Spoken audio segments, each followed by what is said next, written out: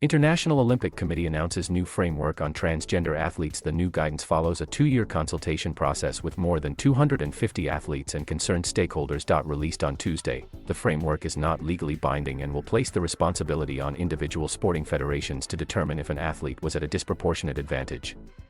The 10-point document will come into place after Beijing 2022, but not every sport is expected to be prepared to find a solution for their athletes before Paris 2024. What we are offering to all the international federations is our expertise and a dialogue, rather than jumping to a conclusion, said Kaveh Murabi, director of the IOC's Athletes Department. This is a process that we have to go through with each federation on a case-by-case basis and see what is required. This new framework replaces the IOC's previous guidelines, which were issued in 2015. The previous policy allowed transgender athletes to compete provided their testosterone levels were below a certain limit for at least 12 months before their first competition. In the announcement, the IOC said the new framework will move away from this, with IOC Medical Director Richard Budget saying, "You don't need to use testosterone at all. But this is guidance, it's not an absolute rule." There is debate in the scientific community as to whether androgenic hormones like testosterone are useful markers of athletic advantage.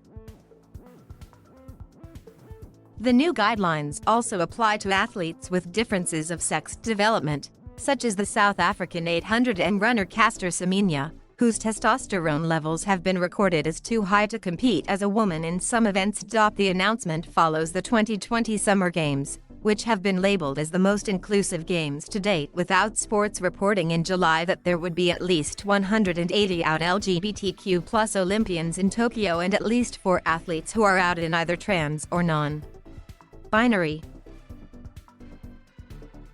Soccer player Quinn became the first out transgender and non-binary athlete to compete in the Games and the first to win a medal when the Canadian women's team won gold in Tokyo. Meanwhile, New Zealand weightlifter Laurel Hubbard was the first transgender woman to compete in the Olympic Games, where she competed in the women's super heavyweight plus 87 kilograms category but failed to register a lift in her event. The IOC also said sex testing and invasive physical examinations used to verify an athlete's gender were disrespectful and potentially harmful. "We really want to make sure that athletes are not pressured or coerced into making a harmful decision about their bodies," said Magali Martowitz, IOC head of human rights.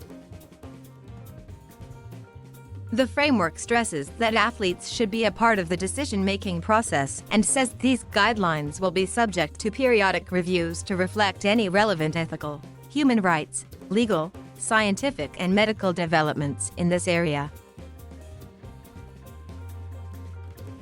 Thank you for watching. Please subscribe